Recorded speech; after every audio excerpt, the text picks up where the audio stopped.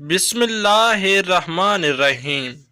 شمعون نامی مشہور آتش پرست خواجہ حسن بصری کا پڑوسی تھا۔ وہ 70 برس تک آتش پرستی میں مشغول رہا۔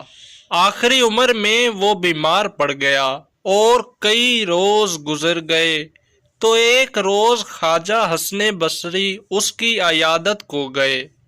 عیادت کے بعد آپ نے اس کو نصیحت کی، تم نے ایک عمر کفر و شرک میں گزار دی ہے، اب تم اپنے انجام کو پہنچنے والے ہو تو اسلام لے آؤ، شاید خدا تم پر مہربان ہو جائے۔ شمعون نے جواب دیا، خواجہ صاحب، مجھے مسلمانوں کی 3 باتیں بہت ناپسند ہیں جس کی وجہ سے میں آج تک اسلام سے دور رہا ہوں۔ پھر خواجہ صاحب کے پوچھنے پر شمعون اپنی تینوں ناپسندیدہ عادات کا ذکر کرنے لگا۔ نمبر 1 یہ کہ مسلمان دنیا کو برا کہتے ہیں جبکہ شب و روز دنیا کے متلاشی اور متوالے ہیں۔ دوم موت پر یقین کامل رکھتے ہوئے بھی موت کے لیے کوئی عملی سامان تیار نہیں کرتے۔ اور نمبر 3 یہ کہ خدا کے دیدار اور خدا کو حاصل کرنے کی خواہش رکھتے ہیں اور ہر وہ کام بھی کرتے ہیں جو خدا کو ناپسند ہے۔ پھر خواجہ صاحب شمعون کی ان باتوں پر جواب دینے لگے۔ شمعون، تمہاری گفتگو بڑی اچھی ہے، اس میں حق شناسی کی دلیلیں بھی ہیں، مگر یہ بتا کہ تو نے صرف ان باتوں کی وجہ سے 70 برس آتش پرستی میں برباد کر دی، جبکہ ایک مسلمان اور کچھ نہ کرے کم از کم خدا کی وحدانیت پر تو یقین رکھتا ہے اور اس بات سے اس کو خدا کا قرب تو ملے گا۔ تیرا کیا خیال ہے؟ تو آگ کی پوجا کرتا رہا ہے، کیا تو آگے جا کر آگ سے محفوظ رہے گا؟ اور ہم لوگوں نے آتش پرستی نہیں کی تو کیا ہمیں آگ میں جلا دیا جائے گا؟ یہ کہہ کر خواجہ صاحب نے فرمایا، ایک آگ جلائی جائے۔ میں اور شمعون دونوں اپنا ہاتھ آگ میں رکھ دیتے ہیں، دیکھتے ہیں آگ آتش پرست کو جلاتی ہے یا خدا پرست کو۔ یہ کہہ کر جلتی آگ میں خواجہ صاحب نے اپنا ہاتھ رکھ دیا، مگر خدا کے فضل سے آگ نے آپ کو کوئی نقصان نہ دیا۔ یہ دیکھتے ہوئے شمعون اٹھ کھڑا ہوا اور خواجہ حسن بصری کے آگے ہاتھ جوڑ کر بولا، میں نے کفر و شرک میں ایک عمر بسر کی ہے، چند سانس باقی ہیں، کیا خبر یہ گھڑی پھر نصیب ہو کہ نہ ہو۔ اب اگر میں خدا پر یقین لے آؤں تو کیا آپ مجھے گارنٹی دے سکتے ہیں کہ میں عذاب الہی سے بچ جاؤں گا؟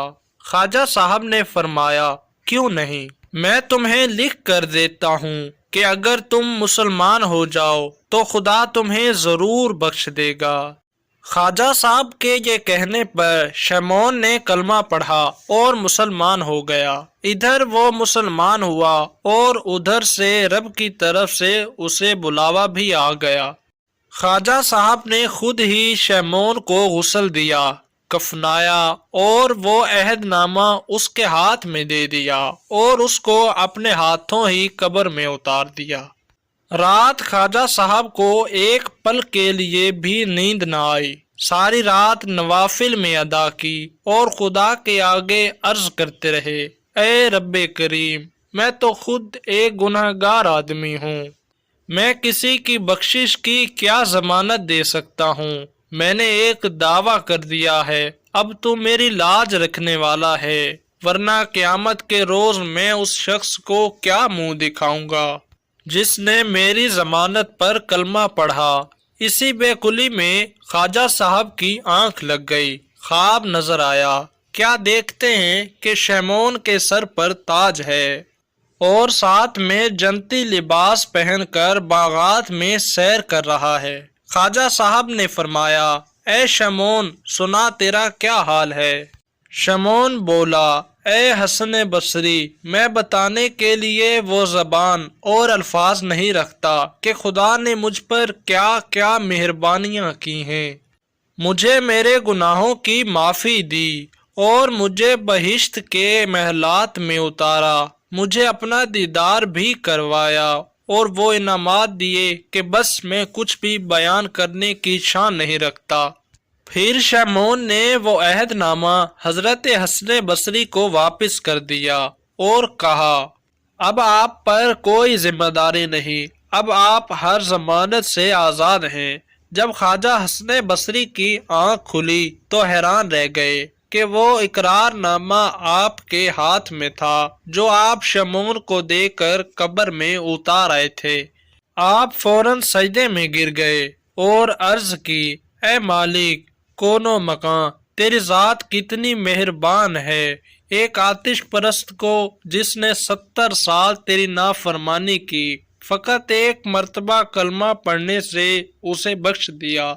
اتنے میں غیب سے آواز آئی، حسن بصری، تو نے ہمارے بھروسے پر وعدہ کیا اور ایک گمراہ کو سیدھی راہ پر لایا، پھر ہم تمہیں کیوں کر رسوا کرتے؟